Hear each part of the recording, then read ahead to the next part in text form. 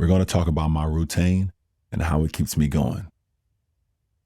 It's what happens on the court that gets talked about. The rivalries and victories, big shots and big blocks.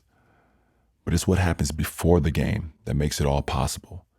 And I'm talking months before, years before, thousands of hours of training, practice, and recovery. I'm just finishing my 18th NBA season, and I'm still going strong. I'm able to do what I do because of the discipline and consistency. Routine is a huge part of my life today, but it wasn't always.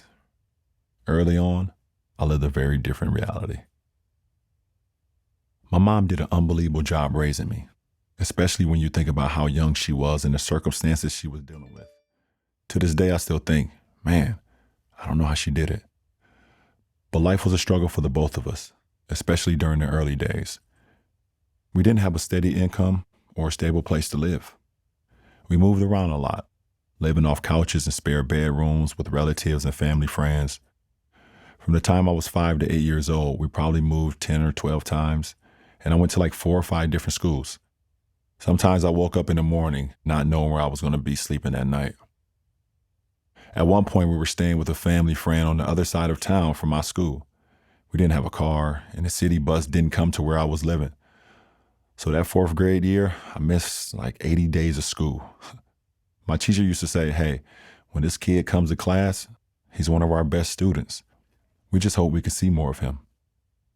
My life had no stability. I didn't have consistent people around me. I didn't have a schedule or a routine. And then something changed. At the time, I was playing Pee Wee football on a team called the East Dragons, and one of the coaches was a man named Frank Walker. Me and my mom got to know Frank and his family, and they started to see my mom could use some help with raising me. They offered to take me in for a while. The idea was just to lighten the load for my mom and give me the stability I needed. The arrangement was I would spend weekdays with the Walker family and weekends with my mom. So one day I grabbed my little book bag and rode my bike over to live with the new family, Pam and Frank Walker, and their kids, Tanisha, Chanel, and Frankie Jr. I showed up to the Walkers' home and rang the doorbell. And when the door opened, it was kind of like stepping into a new world, one that I've never really seen before. It felt like the theme song of The Fresh Prince, where Will Smith rolls up in Bel Air, and just like that, his life changes. It wasn't a mansion and they didn't have a butler or anything like that, but it was very different from how I've been living. The Walkers was a close-knit family. Frank was working for the Akron Housing Authority, and Pam worked for the local congressman. Their kids were all around my age, and they were all active in school and sports. The house was a place of discipline and structure, but also a lot of love and respect. Now, you might think that a kid like me, who had been bouncing around and missing school, would struggle in a new household like that.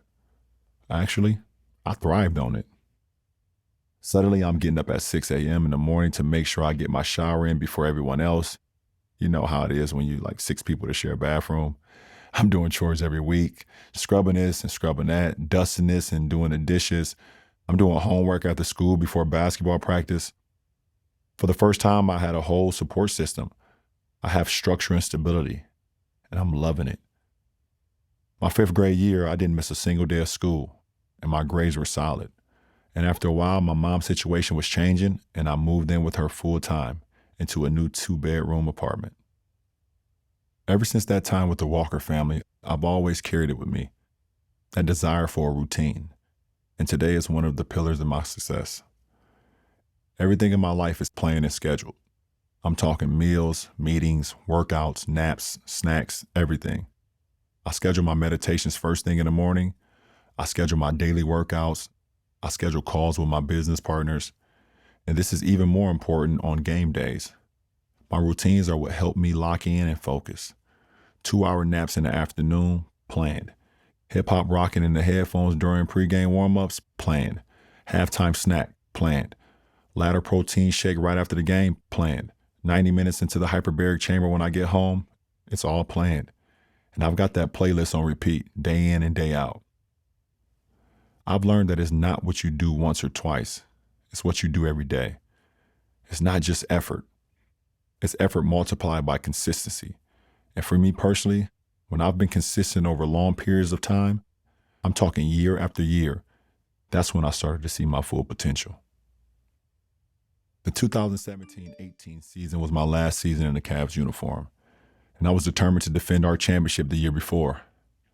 Between the regular season and the playoffs, I played 104 games, averaged 38 minutes per game. Nobody thought that a player in his 15th NBA season could carry that kind of load. If you want to understand how it was possible, discipline and consistency.